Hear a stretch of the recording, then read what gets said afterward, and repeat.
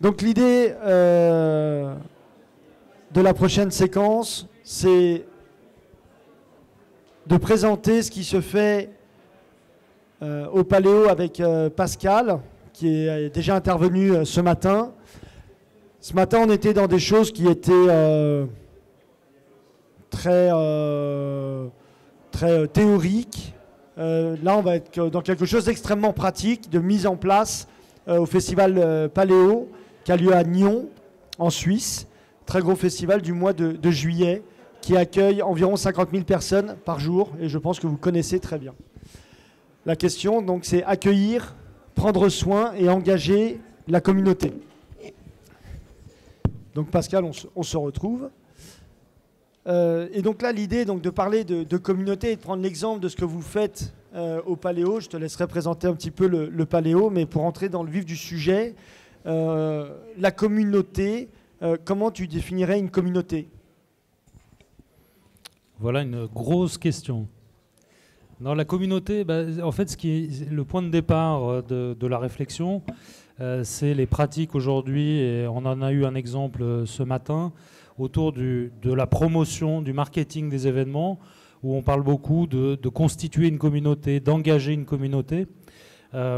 Finalement, ce terme de communauté qui est utilisé dans ce contexte-là, j'avais envie de le questionner d'un point de vue plus général. Qu'est-ce que c'est une communauté ? Finalement, la vocation d'un festival, est-ce que c'est pas de créer ou de générer une communauté ? La communauté, c'est ce qui nous relie.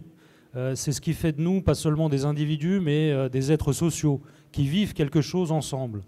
Et quand on parle de, PH l'a évoqué ce matin dans son introduction, de la valeur des festivals en termes de rituel social, qu'est-ce qu'un festival propose en termes de constitution d'une communauté de valeurs, ce qui va avoir des impacts évidemment sur le climat de la manifestation, sur l'humeur de la foule. Et vous voyez qu'ici, on touche du doigt des éléments qui, moi, m'intéressent particulièrement en tant que responsable de la sécurité. Comment est-ce qu'on va conditionner, mettre dans de bonnes dispositions notre communauté pour faire en sorte que les choses auront plus de chances de se passer bien. Un élément aussi par rapport à la communauté, et d'un point de vue très général, je disais on est des individus qui sont aussi des êtres sociaux. Le sentiment d'appartenance à la communauté, pendant longtemps, il a été hérité. On faisait partie d'une communauté villageoise, d'une communauté familiale, d'une communauté en lien avec notre classe sociale. Aujourd'hui, on est dans des sociétés qui sont de plus en plus individualisées. Ce sentiment d'appartenance hérité d'une communauté, il n'est plus aussi fort. Et donc la communauté, au lieu d'être donnée, elle est construite. Et finalement, comment est-ce qu'on construit cette communauté autour d'un projet de festival pour faire en sorte d'attacher ses membres à ce projet, de faire en sorte qu'ils s'identifient aussi et qu'ils aient envie de revenir. Voilà, c'est finalement tout le propos que je vais essayer de développer maintenant. Comment, alors on a vu des exemples ce matin que j'ai trouvé extrêmement forts, extrêmement pertinents. Comment au travers de techniques de communication, de valorisation de l'expérience, on arrive à engager des participants et de leur faire ressentir ce sentiment d'appartenance. Qualifier les festivaliers de citoyens, c'est pas rien. Ça dit aussi un horizon d'appartenance à une communauté. Mais on est finalement sur des constructions qui sont de l'ordre de la stratégie de communication. Ce qu'il y a derrière, c'est finalement quelles sont les valeurs, qu'est-ce qu'on veut promouvoir au travers de ça, qu'est-ce qui fonde finalement la communauté et qui va permettre après de la valoriser. Et je pense qu'il y a un risque dans l'environnement aujourd'hui des festivals. On sait qu'il y a une forme d'industrialisation des festivals. On a vu aussi ce matin une forme d'iconographie commune à ces festivals. Si vous regardez les after-movies des festivals, finalement, vous pourriez changer le nom, vous gardez les mêmes références, les mêmes codes. On a des gens sous le soleil qui font la fête, qui ont des paillettes, etc. Mais qu'est-ce qui nous différencie? Qu'est-ce qui nous singularise? Qu'est-ce qui fait la valeur finalement de notre événement? Parce que c'est ça qu'on va devoir mettre en avant pour capitaliser sur cette notion de communauté. Et puis à la fin, le sentiment d'attachement, évidemment, il fait l'envie de revenir, mais il fait aussi, je parlais de climat, il génère un entre-soi, une forme de sociabilité qui fait qu'un festival... Alors, Paléo, on dit souvent, nous, 50 000 personnes, c'est une ville. C'est une ville, et en même temps qu'il y a une sociabilité quelque part villageoise. Les gens se reconnaissent. Alors, soit ils ne se connaissent pas, mais ils se sentent appartenir là à un même groupe, soit ils se connaissent, effectivement. Et j'expliquerai tout à l'heure comment l'ancrage local développe aussi ce sentiment d'appartenance à une communauté, et comment elle fait partie de l'ADN, en l'occurrence là, d'un projet comme Paléo. Extrêmement clair. Donc là, c'est le sentiment de communauté. On est arrivé au Paléo. Comment l'équipe du Paléo travaille ce sentiment de communauté, ce bien-être autour du festival? Et peut-être si tu arrives à définir les valeurs du Paléo, qui est un très gros festival européen, avec des valeurs très singulières. Donc quelles sont les valeurs et comment vous travaillez ce bien-être ou cette identité, ce rapprochement festival-festivalier? Alors Paléo, c'est un festival qui existe depuis 1976-76. Ça sera la 47e édition cette année. Le festival est toujours dirigé par le fondateur du festival. Je vous le présenterai tout à l'heure. Et lui et quelques autres, en 1976, ont eu envie de monter un festival en fait pour eux-mêmes. Ils ont eu envie de monter un festival où ils seraient les premiers intéressés à participer. Et finalement, cet horizon-là, qui était ni un horizon de, par exemple, valorisation d'un territoire, où on va dire on va faire un événement pour valoriser l'attractivité touristique, par exemple, ou une autre démarche étant de dire, dans une logique très, très économique, de dire on va installer un festival ici, aller chercher des publics et proposer un produit culturel. Là, c'était vraiment, voilà, on s'emmerde à Nyon dans les années 70, et qu'est-ce qu'on pourrait imaginer qui nous fasse plaisir avec ce référentiel Woodstock est pas loin. Hein, nous aussi, on a envie de faire notre Woodstock. Mais pour nous, nos copains. Et finalement, de proche en proche, ben, c'est ce noyau de copains qui s'est agrégé d'autres copains, de copains, de copains, et qui fait aujourd'hui que Paléo, ben, c'est une histoire d'amitié, c'est une histoire d'expérience, tant du côté des festivaliers que du côté du staff. Et j'insisterai là-dessus dans ce que je vais vous présenter. Ce qui me semble aussi important, c'est qu'il y a une homologie entre les gens qui sont accueillis et ceux qui les accueillent. C'est les mêmes. Ils pourraient inverser leur place. Et ça change beaucoup de choses sur le sentiment d'adhésion, sur la perception aussi du service. Et finalement, d'un point de vue très, très pragmatique et opérationnel, la façon aussi dont on va gérer cette foule, qui est évidemment beaucoup mieux disposée dès lors qu'elle se sent respectée et qu'elle se sent appartenir à un même groupe. Donc, en fait, le Paléo, c'est 50 000 fois une histoire de bouche à oreille, de copains, de main tendue. Okay. C'est ça. Et on a un fonctionnement associatif depuis le début. On est un festival indépendant avec plus de 5300 bénévoles. Et c'est un sujet, hein, le bénévolat, vous en êtes conscient, comment attirer des bénévoles. Les festivals ne fonctionnent pas sans bénévoles. Nous, on a la chance d'avoir quelque part l'obligation de refuser du monde. Parce que dès qu'il y a une place qui se libère, il y a quelqu'un qui travaille, qui dit « moi j'ai un pote, moi j'ai un copain, moi j'ai un frère, une sœur qui voudrait bien faire partie de l'aventure ». Donc on a un taux de retour des bénévoles qui est extrêmement élevé. Pour le service de sécurité, c'est plus de 75% de gens qui reviennent d'une année à l'autre. Et peu de difficultés pour trouver des bénévoles parce que c'est valorisant. Alors, tu as une présentation. Juste avant de la commencer, deux toutes petites questions. OK, sur le retour des bénévoles, des équipes. Comment vous collectez le ressenti et le retour des festivaliers? Première question. Et la deuxième, c'est la place de la programmation dans cet environnement de main tendue d'un grand cercle. Oui.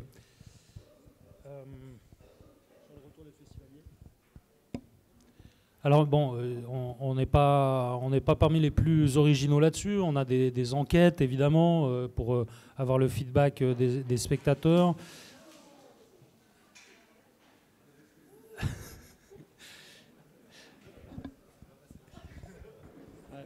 Alors, le problème des sols troués, c'est qu'il ne faut pas verser.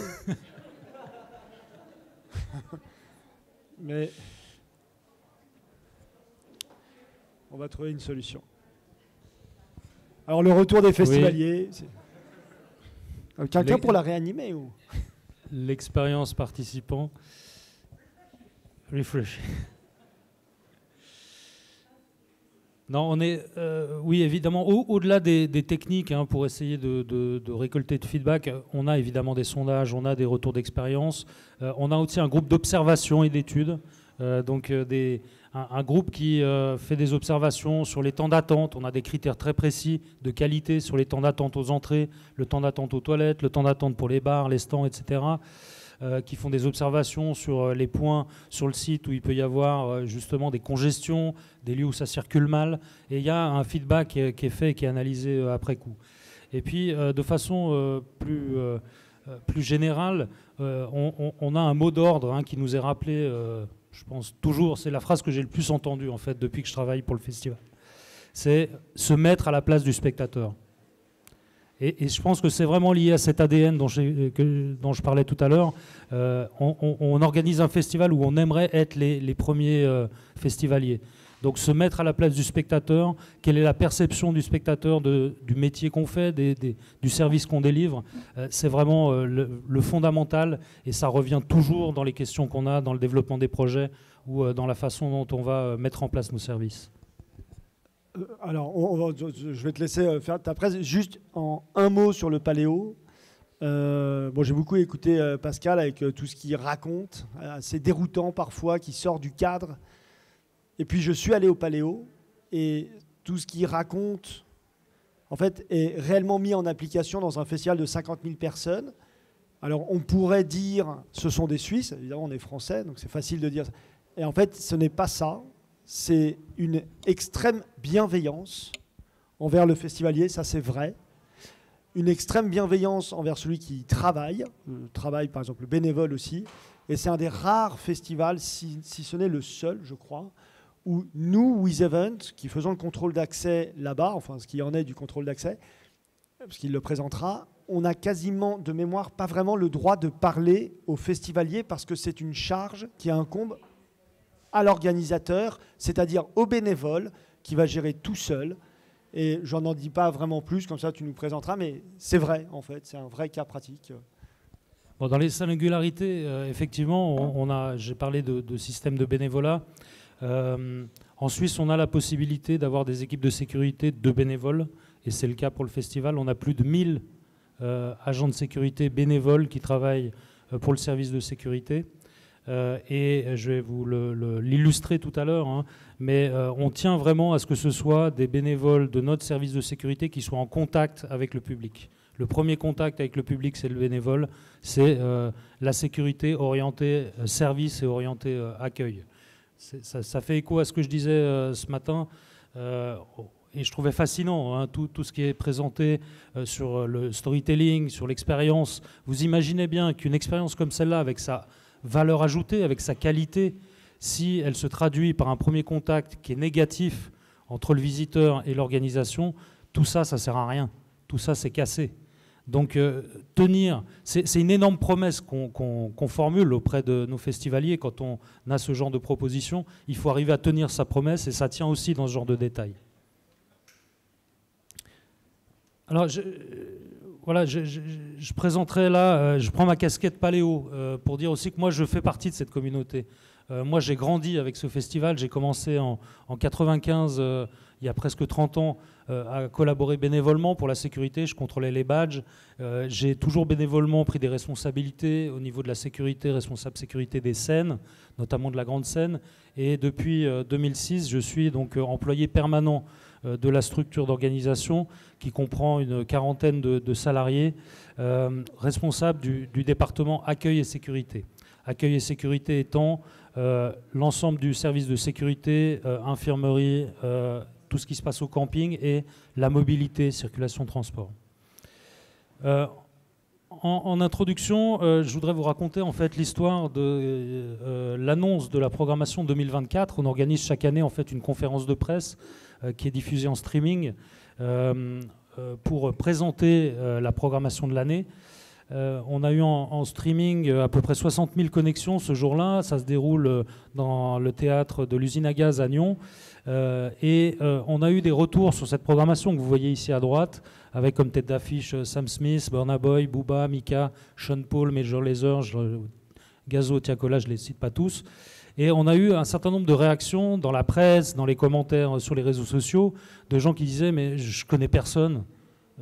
C'est quoi ce festival Paléo? Vous prenez une sale direction, vous vous adressez à un public qui n'est pas votre public de base, vous êtes en train de perdre votre âme et de nous perdre.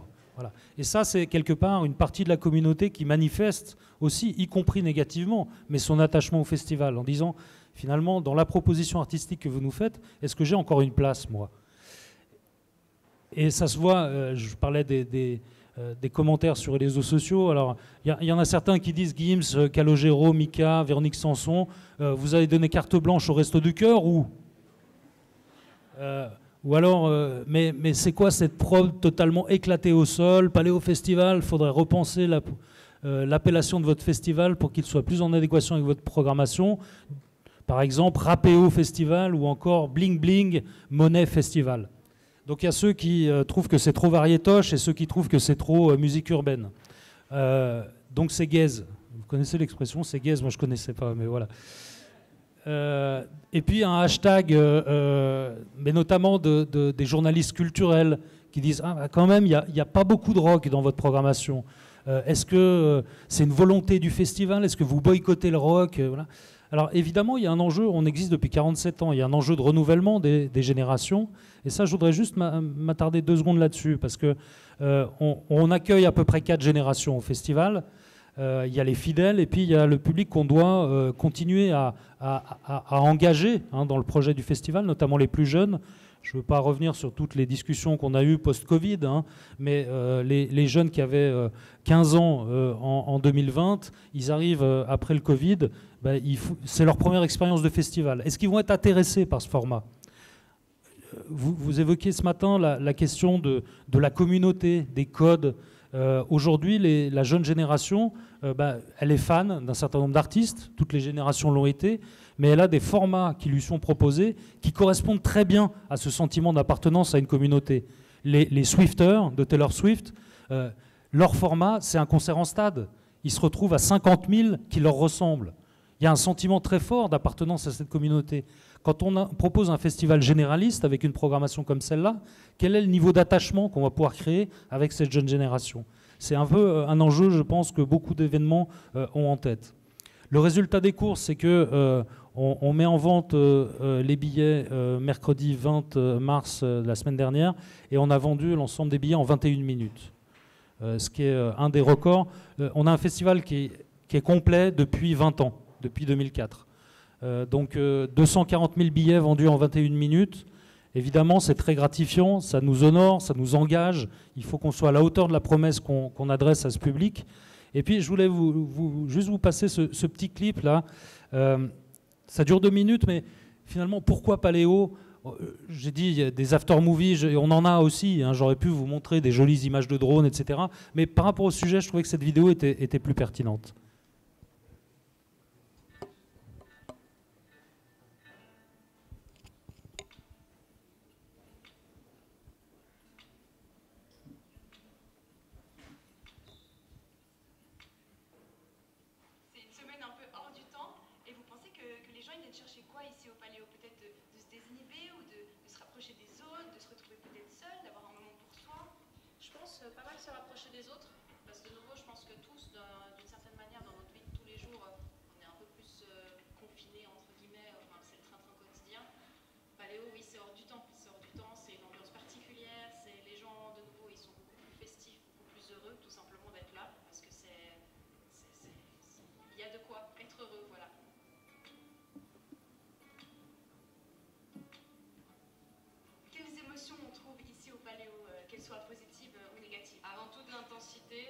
Je pense une recherche de vérité, une vérité qui n'est pas universelle, qui va dépendre de chacun. Et donc chacun se présente avec ce qu'il est, ses forces, ses faiblesses, ses singularités. Et j'ai l'impression qu'à Paléo, il y a beaucoup ça, là, une recherche de singularité, d'unicité, de place pour tout le monde. Donc voilà, quelque chose de l'ordre de l'intensité, de la vérité, une recherche d'équilibre aussi, avec tous les plus et éléments que ça comporte, et avant tout de partage. Au niveau de l'ambiance globale, pour quelqu'un qui serait jamais venu au Paléo, comment tu décrirais ces émotions, ces énergies qu'on trouve peut-être dans la foule, dans les concerts, dans les stands? Je le décrirais difficilement. Déjà, il faut trouver les bons mots et ensuite, même en le décrivant, c'est quelque chose qui se vit en soi. Donc, c'est difficile à mettre des mots dessus. J'essaie de mettre des mots, mais ça déforme un peu la chose. Une force de purge de soi-même vers quelque chose d'un peu plus enthousiasmant, vers une euphorie parfois collective ou parfois personnelle, de rencontrer un peu l'artiste qui nous a marqué plus jeune ou récemment. Et finalement, ouais, changer un peu d'univers, changer du quotidien. Je crois que le silence le plus tendre que j'ai rencontré ici, il a été dans le regard des gens, que j'ai rencontré dans leur sourire.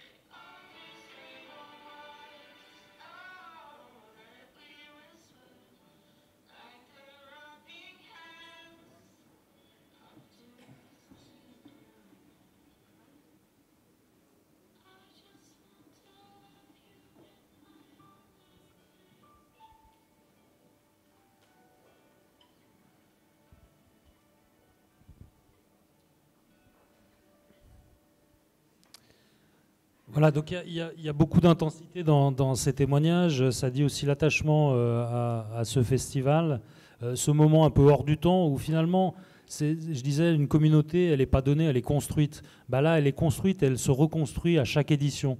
Et donc il y a le plaisir aussi de retrouver ce sentiment d'appartenance à cet événement, à cette communauté, qui se traduit au travers de ces éléments que vous voyez dans le clip. Façon de dire aussi qu'en termes de stratégie de com', il faut être aligné. Et il y a une forme de sincérité qui se dégage de ce support de communication qui capitalise là-dessus. On va entretenir ce lien avec la communauté au travers d'une stratégie de communication qui est conforme à l'ADN du festival. Alors pourquoi Paléo aussi? Voilà, nous on a notre propre storytelling. Paléo, c'était un cheval en fait. Et voilà une image du cheval Paléo à Vincennes. C'était un cheval qui faisait des courses hippiques dans la région près de Nyon. À Divonne-les-Bains, il y a un hippodrome. Et les fondateurs du festival, Jacques Meunier et Daniel Rossella, avaient parié, ça c'est la légende, avaient parié sur Paléo et ça leur a donné la mise de départ pour imaginer le festival. J'y étais pas, ça fait partie de la mythologie. Daniel Rossella, il est ici à côté de Maxime Le Forestier. Le premier concert organisé par l'association Paléo, c'était le concert de Maxime Le Forestier. Et donc, vous imaginez bien que dans les années 70, avoir des têtes d'affiche, on n'était rien, en fait. Et là aussi, l'histoire raconte que Daniel Rossella a pris sa 2 chevaux parce que les agents ne répondaient pas à leurs demandes et est monté à Paris rencontrer Maxime Le Forestier et lui présenter le festival pour lui donner envie de venir. Et en fait, il est venu. Et là, on va fêter cette année les 50 ans de la création de l'association Paléo. Et on espère bien qu'il soit là et puis qu'il nous fasse un petit clin d'œil historique. Daniel, il est là maintenant, quelques années après. C'est le fondateur, c'est l'âme du festival. Il a réussi à créer un événement qui a placé Nyon sur la carte des festivals européens. C'est un personnage, c'est un visionnaire. C'est quelqu'un qui aujourd'hui a des fonctions politiques. Il est maire de la ville de Nyon depuis plus d'une dizaine d'années. Et toujours avec cet état d'esprit de voilà, qu'est-ce qu'on peut proposer à cette communauté pour lui faire ressentir ce sentiment qu'on est bien ensemble, quoi. Il y a un ancrage territorial évidemment, mais ça tous les festivals le disent. Finalement, il y a quoi derrière quand on parle de ça, d'ancrage territorial? Je reviens sur cette formule, se mettre à la place du spectateur. On a un public qui est fidèle, il y a 85% des spectateurs qui sont déjà venus, un tiers est déjà venu plus de 10 fois. Et puis, ça c'est moi, 97% se sentent en sécurité dans ce festival. C'est un festival, alors je le dis, ça étonne beaucoup, c'est un festival où il n'y a pas de fouille à l'entrée. Voilà, ça étonne beaucoup. Et en même temps, on est une communauté, on gère une ville. Est-ce qu'on imagine faire une palpation de sécurité à l'entrée d'une ville? Quand on accueille sa communauté, quand on accueille ses amis, sa famille, est-ce qu'on les check avant qu'ils se mettent à table? En fait, non. Donc nous, on part de cette idée qu'il faut faire confiance à notre communauté et que plus on on ira dans ce sens-là, plus les choses se passeront bien. On a un âge médian autour de 30 ans, il y a 4 générations représentées, je l'ai dit, et un ancrage local qui se voit au travers de la provenance des spectateurs. On a plus de 88% des gens qui viennent de la région Nyon, Genève-Lausanne, la Romandie. C'est l'équivalent d'une petite région française et qui fait vivre un des plus grands festivals européens.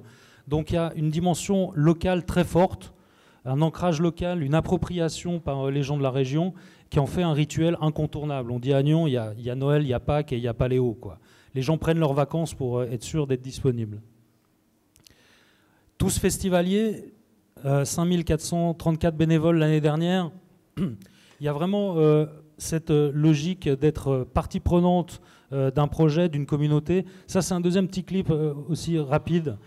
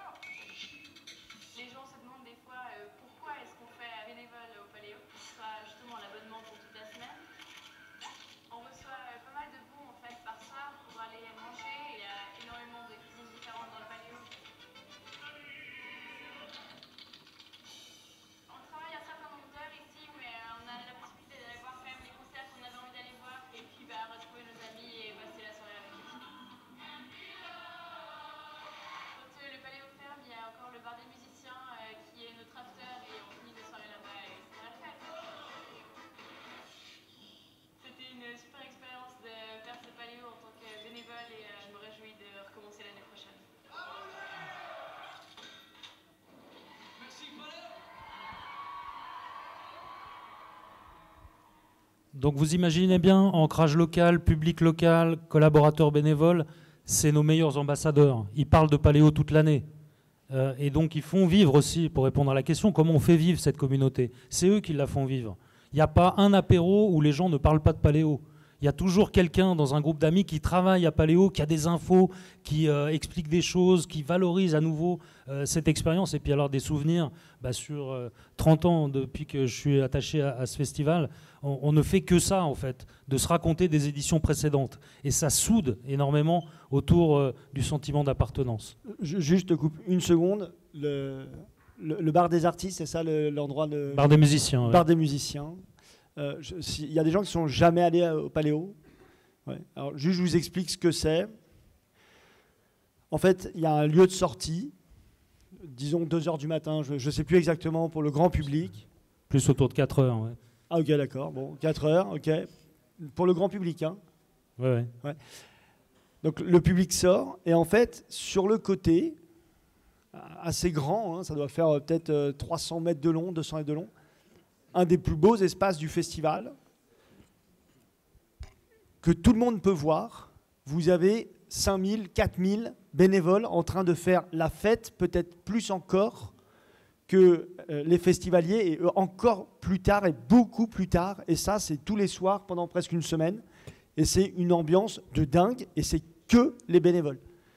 Imaginez votre événement où tous les bénévoles, à la fin de l'événement, ont le plus bel endroit du festival, devant tous les festivaliers qui sont en train de partir, jusqu'au bout de la nuit, et le lendemain, ils seront tous là, frais comme des gardons, et c'est reparti. C'est assez unique.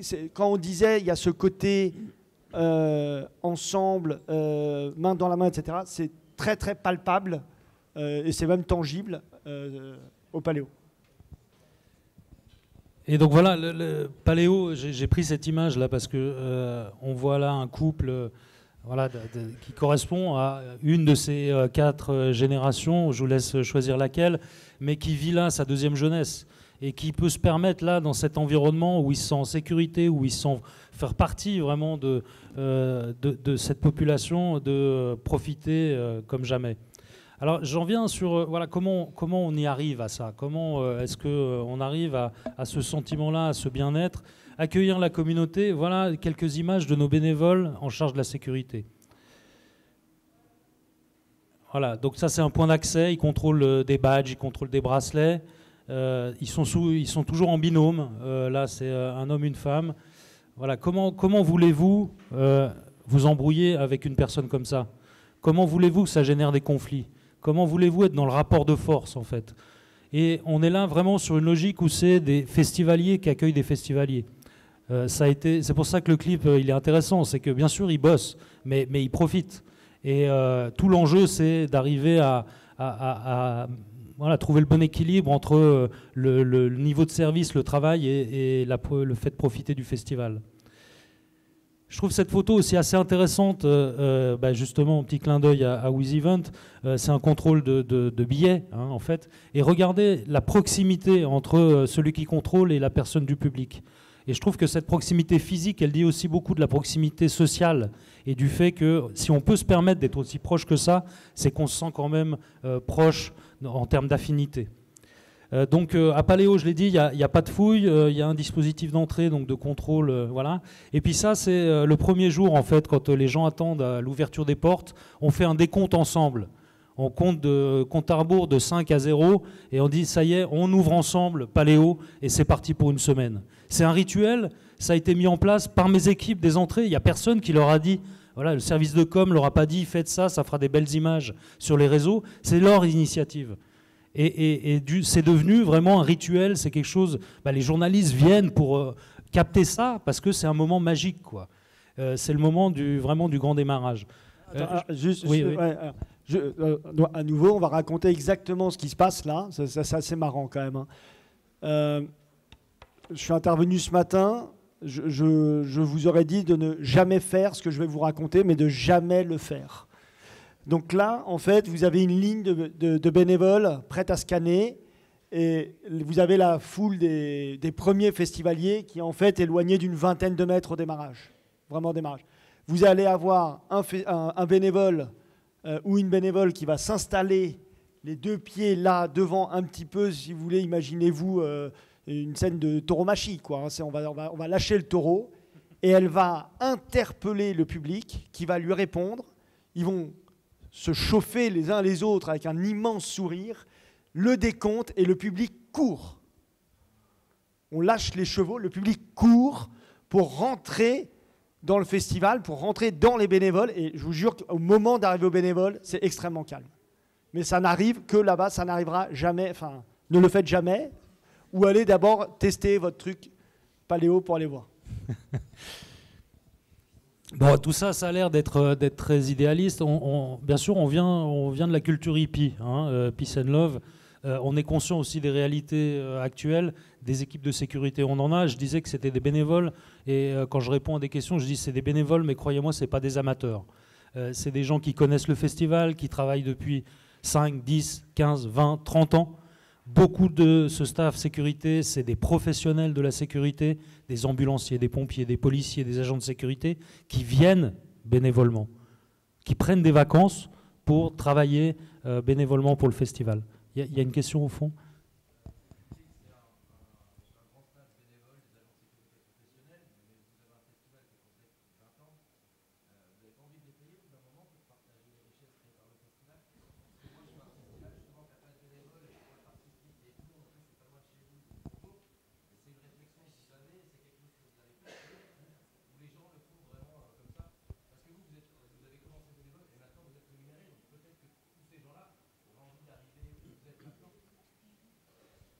C'est une vraie question, c'est une question philosophique finalement. Quelle est la contrepartie ? Quelle est la contrepartie du temps qu'ils mettent à disposition, du travail qu'ils font pour le festival ? Il faut leur demander à eux, est-ce qu'ils aimeraient être payés ? En fait, ils n'ont pas envie d'être payés. Notre philosophie, c'est de valoriser leur travail, c'est de valoriser leur expérience, c'est de leur donner tous les moyens de profiter de ce festival, de les respecter, de les valoriser. Il n'y a pas un bénévole qui troquerait finalement les conditions de collaboration qu'on lui donne contre un salaire.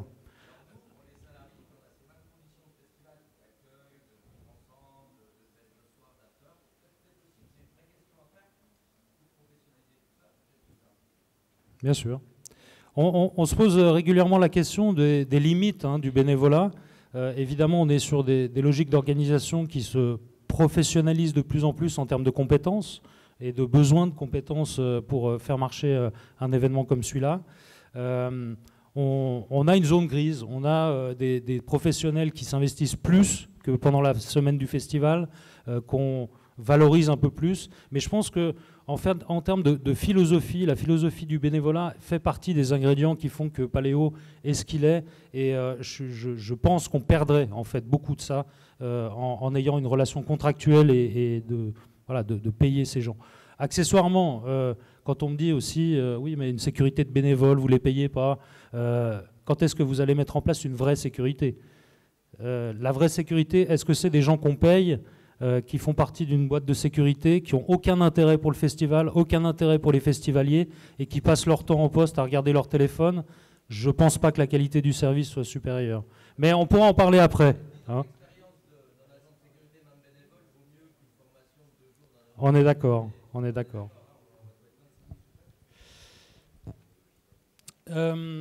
Alors je disais, le département, c'est aussi la gestion de la mobilité, de la circulation.